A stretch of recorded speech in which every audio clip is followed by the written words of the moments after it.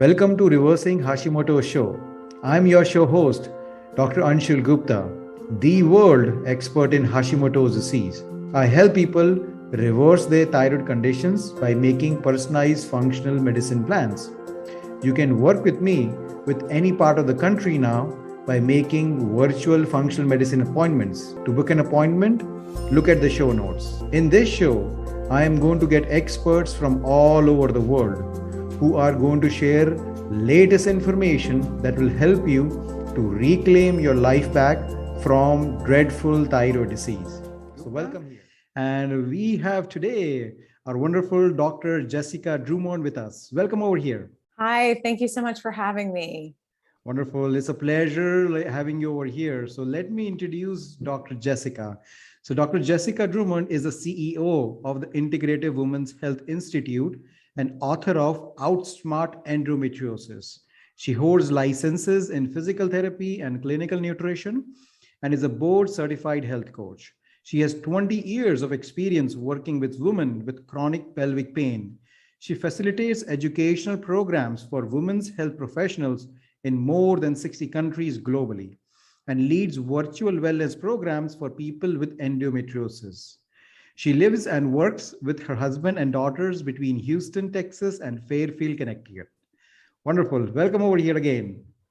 Thank you so much. Thanks for having me. Yes, and I'm so excited to talk about endometriosis and Hashimoto's. I see so many females, who are suffering from Hashimoto's and also have endometriosis. And there is a big connection between those. And unfortunately, with conventional medicine, there are only a few options for them to actually control it. So I'm very excited to first talk about, what is endometriosis? So first females understand the complete extent of it. And obviously we'll go into why females get endometriosis and what they can do naturally. So why don't we start with you telling us a little bit more about endometriosis first? Yeah, so endometriosis is a complex disease state that really has some genetic underpinnings. It's about 50% genetic. Certainly inflammatory. So what endometriosis is these lesions, if you think of like cancer tumors, but non-cancerous, so little lesions that are made of similar, but not exactly the same tissue as the inside of the uterus, which is why it's called endometriosis originally from that tissue on the inside of the uterus is called endometrium. It's not exactly the same, but when people named it, they didn't understand that. And so that's what it's called. And that tissue can grow anywhere. It's most commonly that it will grow anywhere outside of the uterus. That's by definition, it has to be outside of the uterus. It's often on places like the ovaries, the fallopian tubes, different ligaments and bowel and the bladder, all kinds of organs and tissues in the pelvis and abdominal cavity. But it can extend beyond the pelvis and abdominal cavity as well to the diaphragm. Endometriosis has actually resulted in collapsed lungs for some people. It can show up in the knee and the nose. It's really a systemic disease process that has been sort of accidentally applied as a women's reproductive disease. So it does occur in about 10% of all people with uteruses, and that is seen even at birth. So this is why we know there's this genetic component. When they looked at female fetuses, 9% of them already were displaying signs of endometriosis, though the symptoms don't often present until right around pre-puberty or puberty, sometimes later. And endometriosis can actually be silent. So you could have these lesions growing throughout the body and not have any of these symptoms, or at least not be aware that they're related to endometriosis. But the most common symptoms are infertility, pelvic pain, especially associated with the menstrual cycle. So any menstrual cramping, severe menstrual cramping especially, but also it can be irregular. So the pain can show up randomly. It can be sort of consistent. It tends not, I don't see it clinically being constant for most people, but it can be kind of always there with a little bit of changes in intensity. The reason that it tends to be irregular in younger girls and teens who are presenting with endo is because the cycle is not really established yet. And then And so the symptoms then go back to infertility, pelvic pain, but also things like fatigue related to this immune dysregulation that we have. And it tends to co-present with other autoimmune diseases, especially Hashimoto's. And interestingly, a recent study that was presented in 2019, I believe. No, it was actually 2020, right before the pandemic. I'm like, okay, what's the what's the time frame? One of my colleagues, Dr. Vidali, who is an endometriosis excision surgeon, looked at autoimmune markers post-surgery, the surgeon goes in, cuts out those endometriosis lesions, and immediately after surgery, the autoantibodies for Hashimoto's dropped considerably. So there is some kind of relationship with endometriosis. There are other autoantibodies also that have been published in literature that are specifically related to endometriosis, but we do see these autoimmune conditions co-presenting. So people have signs of that, right? They have fatigue, they have constant allergies, they have sensitivities to foods, they have digestive issues. And so we really have to think of endometriosis more as a systemic disease and not just like a women's reproductive disease, if you will. Wow, that's amazing. Because again, a lot of females, I think they do not understand that it's a systemic disease. They feel, oh, well, it's just around in my uterus areas or maybe sometimes ovaries, and that's what the extent of the disease is. But certainly it's a systemic disease. Multiple places can be involved, and a lot of symptoms and signs can be present for a lot of females, looks like for several years before this being diagnosed. So let's talk about this diagnosis piece of it, because I think that's very difficult to diagnose such condition. And most females don't even know that there is a test they can do to kind of get it checked out. So what is the best way to approaching this? So the biggest challenge with endometriosis is it is fairly difficult to diagnose. There is no blood marker. There's not one autoantibody that we can look at. Its imaging is not consistent, although if endometriosis is found on imaging, like through an ultrasound or other imaging, then it's there. But if it's not found because it can hide, it doesn't mean it's not there. So the only way to diagnose endometriosis is via laparoscopic surgery. So it's in some sense a diagnosis of exclusion, looking to see what else is going on. And then surgery is not always indicated, but it certainly is an important piece of the puzzle for most people to consider. The problem is, as you said, it's so difficult to diagnose, and because the symptoms often present as things like IBS or anxiety or fatigue or whatever, when girls are like in middle school or high school, so they're immediately thought as being malingering or being over dramatic, which, I have 2 teenage girls, so I can occasionally relate to how that can be.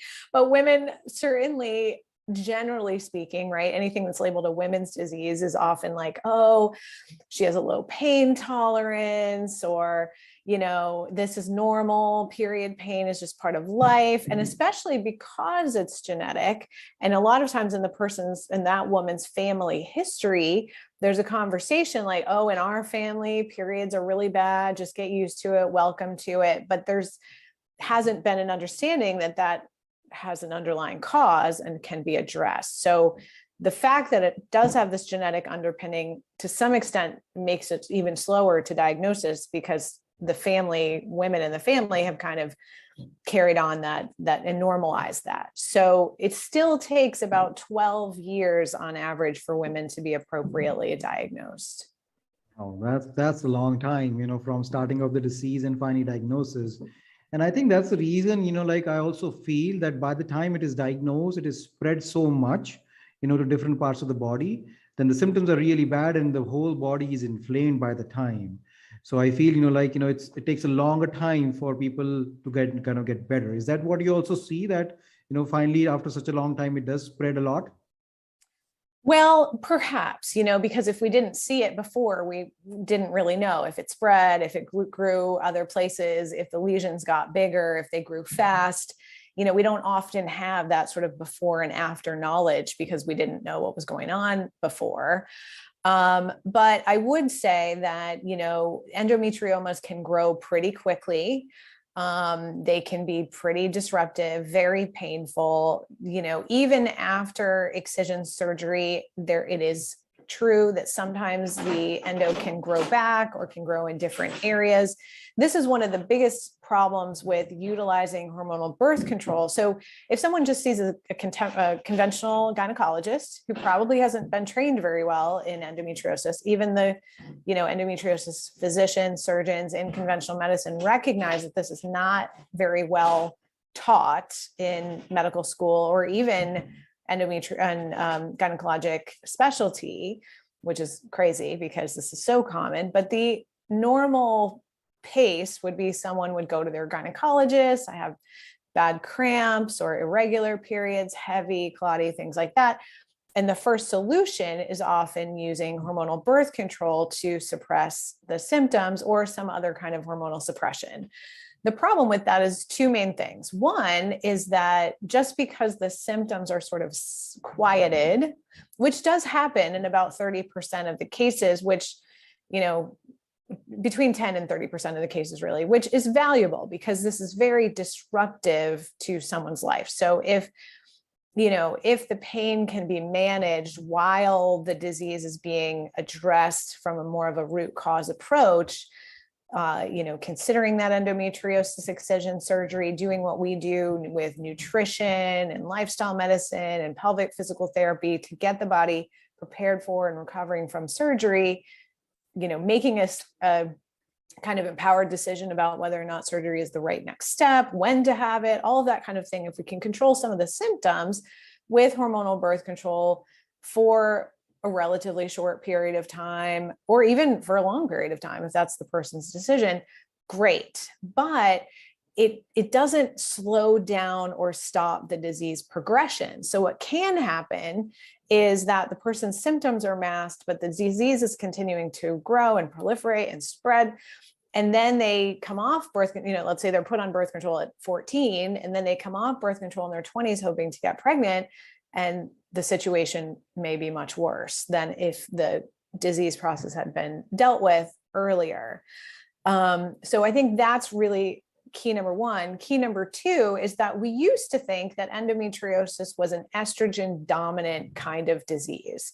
But actually, a paper that came out in 2018 in Belgium really changed the thinking on that. Endometriosis lesions can have upregulated estrogen receptors, but they also can have upregulated progesterone receptors. They can have upregulated both receptors or neither. And those 4 different kinds of endometriosis lesions can be in the exact same human woman, person. So the problem with that is if we're just suppressing estrogen, it's sort of like taking a lucky throw of the darts, like hoping that that's what the lesions in that person's body are dealing with. And it's also the case that the lesions themselves can produce their own hormones. So even though the blood markers of, endogenous estrogen, progesterone, and so on could be perfect, the estrogen, the endometriosis lesions could still be inflamed, irritated, causing adhesions all in that area around it. It doesn't necessarily slow down the disease process, if that makes sense. Absolutely. So that's great. Let's talk about, what do you think is the connection between the endometriosis and Hashimoto's? Because, we see it very commonly both happening together. Yeah. So, certainly there's genetic risk factors for both. And then, we put that on the table. There's nothing we can do to change people's genetics, but from an epigenetic expression of that genetic underlying condition, I think there's a lot we can do to optimize immune function, both from thinking about inflammation and thinking about autoimmunity. So in endometriosis, we see that sort of dysregulated immune activation where the immune system should be kind of just like the immune system should be doing with cancer, right? Sort of surveying the land and cleaning it up, with things like natural killer cells, for example, right? So if little lesions start to grow in the places that shouldn't be growing, the body has a mechanism to clean that up. But if there is systemic inflammation everywhere, the person's under chronic stress, there's a heavy body burden of anything from environmental toxins to underlying chronic viruses or other infections, a lot of just stress, right? So again, this can present in middle and high school, right? How quickly does it start that girls have to be perfect, and not just at school, but at sports and what they look like, and their friend groups. And, so if we layer all these physical, emotional, biochemical stressors onto the immune system, our immune system was not designed to deal with this in such a heavy way, to both clean up internally, so to sort of make sure we're the inflammation, the inflammatory side of the coin is upregulated enough that the immune system is actually active in cleaning things up, but also not always on fire. So, we eat inflammatory diets. We're under all of these different layers of stress. We have to really take that pressure off the immune system so that the body can function, even if it has some of these underlying genetic vulnerabilities. They don't begin to spiral out of control. So in our program, we actually start with a foundation where we're looking at people's heart rate variability. It's the best objective marker of stress. And it includes biochemical stress, if someone's eating too much sugar, it includes inflammation, it includes emotional stress. So we just have them use like a fitness tracking watch. And we can start to see every individual client of ours has different layers of stress, and helping them be able to take control over that stress and, see that there are so many layers of stress that even reducing it 30% can be really helpful, getting better sleep, lowering the inflammation overall. And then you're also going to see the other autoimmune diseases responding better as well. People start sleeping better, then their nutrient absorption is better because their digestion is better. One of the biggest challenges with Hashimoto's is not being able to get enough nutrients that the thyroid needs absorbed. So if we take a step back, what's the reason for that? Physiologic stress. And then that impacts the digestive function, that impacts what people choose to eat, that impacts how well people are absorbing nutrients. So you can be eating the perfect diet, taking like mountains of nutrient, therapeutic levels of supplemental nutrients. But if your body can't take it in, it's not valuable. And that's where shifting, really helping people understand their nervous system contribution is so important. That is great. So basically what we can understand is that endometriosis can also be considered an autoimmune spectrum of a disease. That the underlying issue is the inflammation, like how we think that Hashimoto's is an autoimmune disease and inflammation is a driving factor. It looks like endometriosis is very similar to them. Exactly. And so for people with endometriosis, just like with Hashimoto's, a lot of times more than one autoimmune disease will end up being diagnosed, because if you have the same root cause stressors, that can result in, depending on people's different genetic vulnerabilities and other vulnerabilities, that can result in anything from Hashimoto's to celiac to endometriosis to lupus, to autoimmune skin diseases. But we have to get to why the immune system is going so crazy. And really that comes down to layers of stress. So because a lot of times, a lot of gynecologists have this approach of dealing with endometriosis as a hormonal dysfunction. So that's the reason I see even like a lot of functional gynecologists, they are focusing more on either prescribing hormones, whether they are even bioidentical hormones, and that's the way they approach endometriosis. But your approach looks like a totally different approach, where you are actually going down the cause of inflammation and working on that to improve the hormonal balance. Is that correct? Yeah, so I actually don't think it's a good idea necessarily to just pour hormones, bioidentical or not, on the fire, if you will.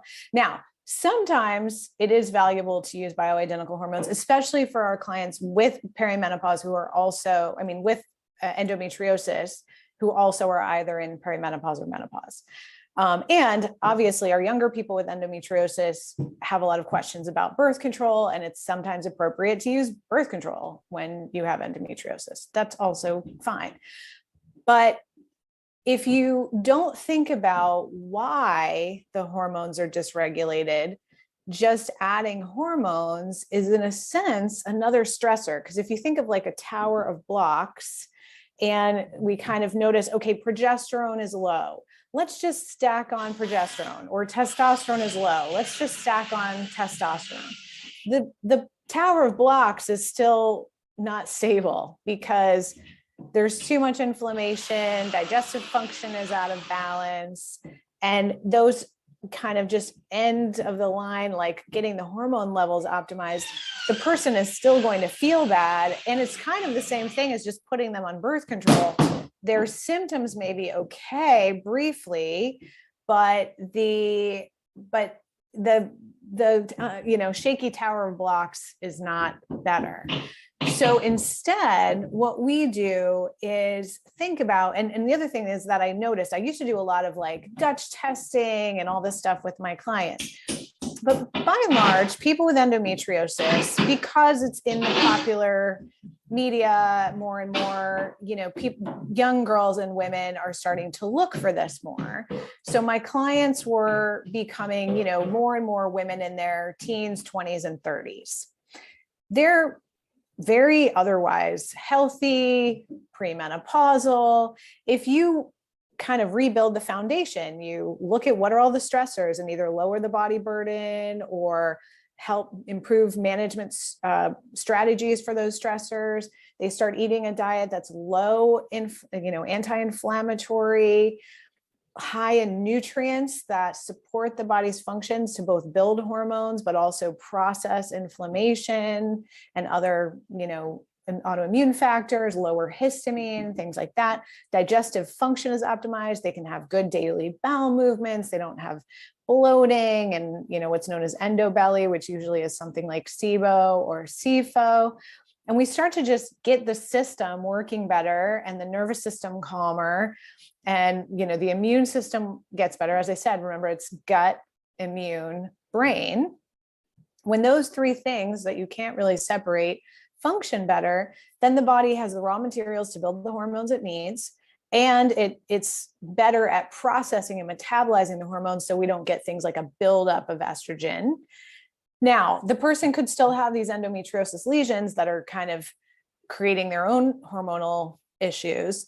And that's why endometriosis excision surgery done by a skilled surgeon, that's like all they do all day, every day, is a really important piece of the puzzle for many people. But I like them to go into surgery with that foundation stable, with their stress lowered, because otherwise they're going into a controlled injury, if you will, right? Surgery, just like any surgery, back surgery, knee surgery is, it's not like gentle, right? All of our surgeries irritate the tissues by design, and that's fine. But then the system isn't so fired up. And so the recovery is a lot smoother. That absolutely makes sense. And that's what exactly the approach that I believe in also, like not pouring too many hormones, but, rebalancing the system first and then making it work. So that always is a better way of tackling things. So I'm glad that you're also doing it the same way. So let's talk about, because we also see infertility as a big problem. And that's where I think a lot of these endometriosis diagnoses also being made. So why does infertility happen in endometriosis women? Well, a couple of reasons. One, there can be like a physiologic block. So I had a patient just the other day, and she has like a 6-centimeter endometrioma. It's essentially like a benign tumor right on her fallopian tube. That's a structural problem, right? And you're going to see that in general. Some of these lesions are pretty big. Some can be rapidly growing. They can they cause a lot of sticky adhesion. So like an ovary could be stuck to the back wall of the, abdominal cavity or the pelvic cavity. You do have hormonal disruptions. So with all these layers of stress, someone's progesterone is really low. They won't be able to maintain a pregnancy. With autoimmune inflammation or autoimmunity being elevated, sometimes there is sort of autoimmune quote unquote attack of the pregnancy, so they can't maintain it. So reproductive immunology is a really important kind of team approach to this. As I was saying, Dr. Vidali, he's in New York, presented that data on the impact of endometriosis excision surgery on autoimmune markers. And Dr. Kwok Kim in Chicago is also a reproductive immunologist who I've been referring patients to for years.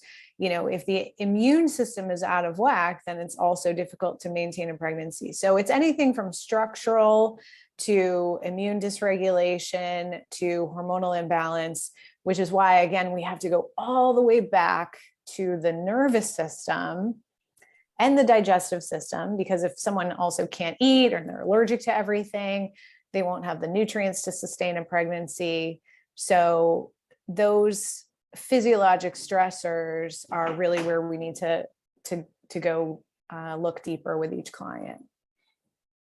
Great. So let's kind of dive a little bit into why, like a lot of people have this question that why did I get endometriosis? So you answered one of that piece where it is a genetic component. But, what are the lifestyle or the things that might predispose or might cause endometriosis for an individual? We don't really know that. Like, it isn't that, let's say someone lives a more inflammatory lifestyle, that they have a worse case of endometriosis. We don't actually know if that's true. It's interesting because endometriosis can present at various stages of sort of how much and how extensive the endometriosis is, from stage 1, which is more mild, to stage 4, which is very, it's proliferating all over the place. It can be very deep and infiltrating even into the bowel and other organs and the bladder. But it's even across that, like someone could have stage 4 endometriosis and have no symptoms until they realize that they maybe are having trouble with fertility. And maybe never. And there are other people that could have stage 1 endometriosis and have really severe pelvic pain that's really limiting their function. So I don't really think that we can accurately point to a sort of lifestyle cause of endometriosis. We just simply don't have that data. But I think what we can say is that knowing someone either is high risk for endometriosis, because again, we can't really diagnose this fully until they go into surgery. If it looks like endometriosis or we know they have an endometriosis diagnosis, doing these lifestyle things of optimizing heart rate variability, stress buffering, HPA axis optimization, lowering inflammation in the brain and systemically, optimizing digestive function and the lining of the small intestine so they're not struggling with leaky gut and can absorb nutrients, good bowel function. These kinds of lifestyle strategies are really helpful. And so what I often see clinically is that people presenting with endometriosis are younger women, which is good. So they're starting to realize it's an issue earlier. But often they're really driven, type A, super busy people. And they've gotten really used to living with an intense level of pain, so much so that they just don't even they just power through it. So there's kind of a myth that people with endometriosis are, have low pain tolerance. I think it's actually the opposite, that they've learned from such a young age that a fairly high level of pain is so normal for them that they've learned to push through it. And that requires kind of just white knuckling through a lot of stress and not learning how to tune into the needs of the body for rest, for nourishment, for sleep, recovery. And so I think that's one of the things that I would say tends to be somewhat common among my clients. So, you mentioned so many good things that people can do, but is there a stepwise fashion or you do each and everything together with your clients at the same time? Well, certainly there's a bit of a step by step. So I like to get them just tuned into their stress triggers, right? So that's why we have them wear a watch, because by the time they've met me, for an average of 12 years, they've been experiencing intense pain and just learning how to like live with it, like work around it, but not ever bringing attention to what are some of the stressors that trigger that intense pain or that intense stress. And so we start by kind of seeing if there's something we can do to just help their daily schedule. Can we get them going to bed earlier, having more restful sleep, getting up and having a really nourishing, savory, anti-inflammatory breakfast, having a good bowel routine. So kind of setting up a self-care routine of a normal, regular day. And that'll be related to if someone's walking around at kind of like a stress level, and the device we use measures stress at a 0 to 100 scale. So if the stress level, for them, they're just kind of used to it being like 70, if we can get it to 50 or 60, we just kind of, they beat their own record of how kind of nervous system calm they can be and how often they can spend in parasympathetic nervous system activation. So if you think about, there are 3 states of the nervous system, right? Sympathetic, fight or flight, parasympathetic, freeze, or parasympathetic, ventral vagus, calm, rest and digest, heal. They have to not just be calm mentally, where they're kind of like pushed, like just resisting the pain. They have to be like full body, heart rate variability, vagus nerve calm, parasympathetic calm. And many of my clients haven't spent much time there at all. So we spend more time there, especially when they're eating. So before we get super restrictive with the diet, we talk about things like fear of eating. Some of this causes eating disorder behavior because people have been afraid of eating for so long, how they're managing their symptoms, a lot of self-medicating, because what are you going to do if you have to keep showing up for your algebra test and you're in 9 out of 10 pain, 7 days a month, right? So really kind of getting to acknowledging an awareness of that piece. And then we use elimination diets as assessment tools, relatively short term for 3 to 12 weeks. And then we focus on helping people add nutrient density to their food plan so that they have all those raw materials. They start healing the lining of the gut, lowering inflammation. There are some particular anti-inflammatory nutrients like N-acetylcysteine, curcumin, pycnogenol is a really interesting one. That's a therapeutic supplement from French pine bark that has been shown in human studies to decrease the size of endometriosis lesions, only in people that have more mild cases of endometriosis, but still maybe help them not grow more.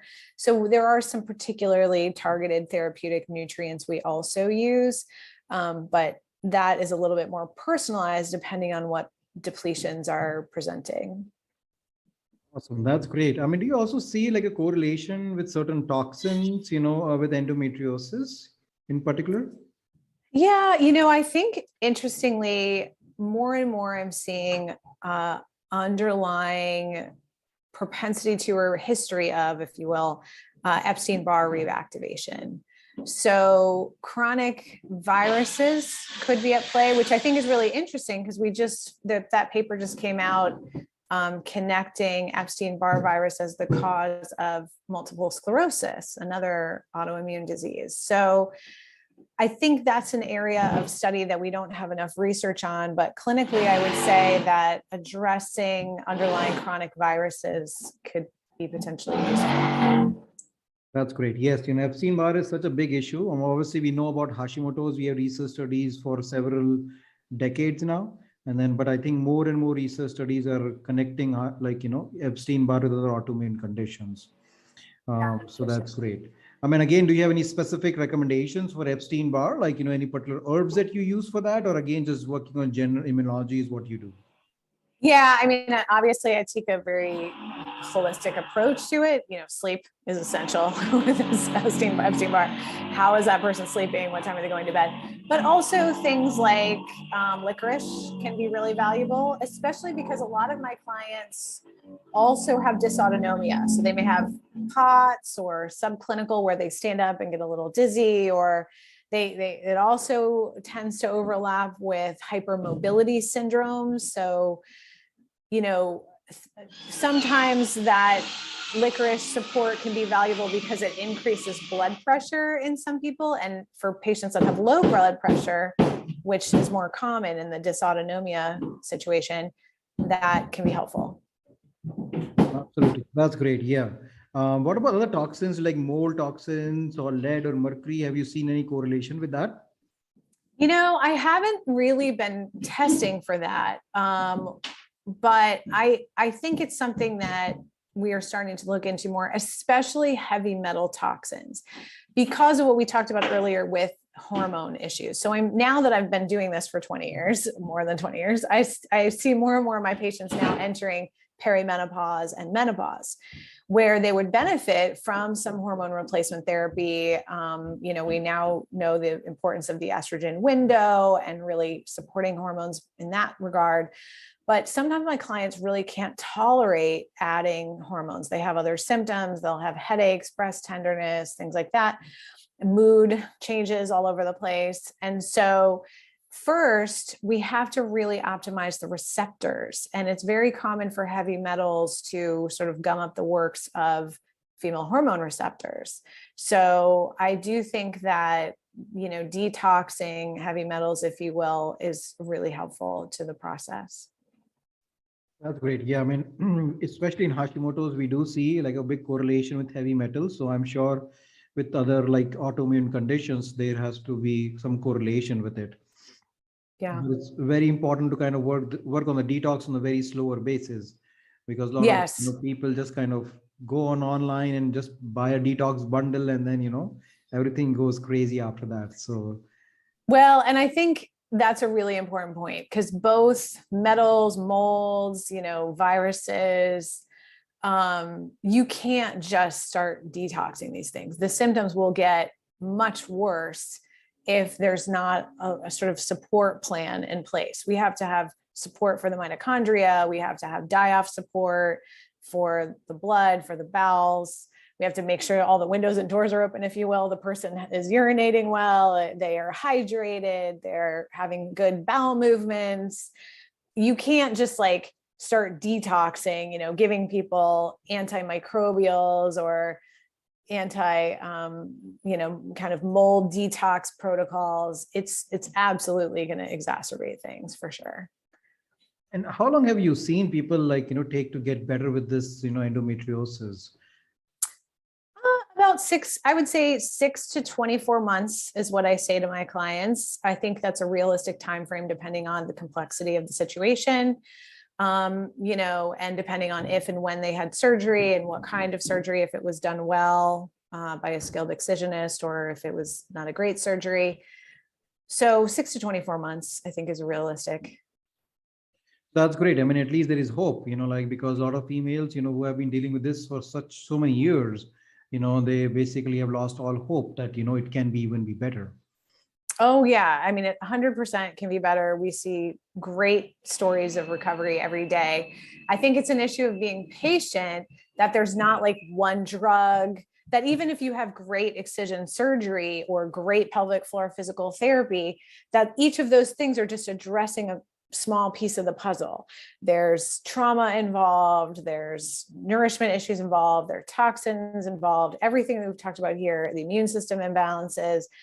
So someone has to really commit to seeing this as a deep healing journey, not just like that there's one magic solution that any practitioner has. It's about that person really starting to understand, understanding your own stressors, is really half the battle. It's how a person lives day by day, not so much like a cure for endometriosis. And I think that whole mindset of a cure for anything is a little bit outdated. Even if someone has cancer and is treated with chemotherapy and is completely cancer free, they're not like magically an Olympic athlete. Like, what does that mean to be cured, right? They still have fatigue. They may have inflammation. They may have, damaged tissues somewhere in their body. Like, there's a recovery process for everything. You can fracture your femur and it be, pinned back together, but you're not like cured. You're not suddenly 100% better. There's all these layers of healing that I think we have to change the narrative on what healing even means. Oh, I agree with that, and that's again, like everybody, like, just, okay, well, can this be cured? And the first question that, I always ask them, what do you mean by being cured? Right? And people have no idea. Okay, well, I don't know. I just want this to go away. I said, well, you go away is not about the disease. The go away is how you feel, how you function. That is more important, right? So that, you kind of brought so great points about healing and, working on the whole body approach, and then, working on all those stressors, not just putting a patch. Okay, well, take these hormones. Okay, if your symptom is better, okay, just don't look deeper, and just go away, right? So that's not the way that we should be dealing with patients. Yeah. And I think it's really important for us to help people define what that means, because every single human has genetic vulnerabilities. Everyone gets hurt sometimes, everyone gets sick sometimes. So you can be very well and still have issues with your physical functioning. You can be functioning at a super high level, physically, if you look at even the recent Olympics, and still have mental health challenges or stressors at home. So I think that's a really important thing for people to think about. What would it look like for me? How would I define being healthy? What do I want to be able to do? How do I want to feel in my body? Because you can have the genetics that predispose you to endometriosis or Hashimoto's or anything else and still live a very healthy, highly functioning life. Absolutely. I mean, that was such a great, suggestion and thing that you said. So, gosh, I mean, we covered so many different aspects of endometriosis, like from what it is, from the definition and how to diagnose and what the underlying factors are and to what they can do. Anything else that you want to share with folks, that you would like to share with them about this disease? So I think I would just say that, commit to a process of healing versus looking for one practitioner with a quick solution. No need to excessively test things at first, but I do think it can be really helpful to do some gut microbiome testing and some nutrient absorption testing, just so we can get a snapshot initially of how well the body is able to take in and process nutrients, because none of the other systems can heal without that. Then other lab tests might be useful. We can look at mycotoxins, we can look at, heavy metals or chronic viruses and stuff. But a lot of times, just those can also be assessed via symptoms, and get into a program where you have a lot of week by week support, because a lot of this has to do with these tiny behavior changes, a little bit every week. You start drinking water instead of anything with sugar in it. You start going to bed a half hour earlier. You start getting more sunlight exposure. You start slowing your breathing. You start breathing differently at night. You add some oregano to your food. You take a little bit of pycnogenol. Like, these recipes of little tiny steps over longer periods of time are really the key to success, versus like in 1 week, like completely changing your diet and like trying to just make all these big changes dramatically without support really quickly, because it will be unsustainable. So get into a coaching program where you have that longer term support. Absolutely. I think that is a wonderful advice. Almost everybody needs to hear that, it's not a quick fix of taking one pill, everything is gone, but, a process, So thank you for sharing that. So where can people find you and how can they find more about your program? Tell us more about that. Yeah. So the fastest way is to just go to outsmartendo.com. There you can meet with me in a strategy session. We can talk about your particular case. Also, you can get a free copy of my book, Outsmart Endometriosis, which really walks through the whole process in detail and kind of through patient case studies and how people have recovered over time, and see if any of those stories resonates with your story. So outsmartendo.com is the website, or you can follow us on Instagram at outsmartendo. Wonderful. Thank you for sharing that. So thank you for again coming over here and sharing all this valuable knowledge about this dreadful disease. That's what I call it, endometriosis. As you said, a lot of females suffer from it, and most of them don't even have any hope for getting better. So now I can see a lot of hope for people from endometriosis. So thank you for sharing all this information. Thanks so much for having me. All right, wonderful. Take care then.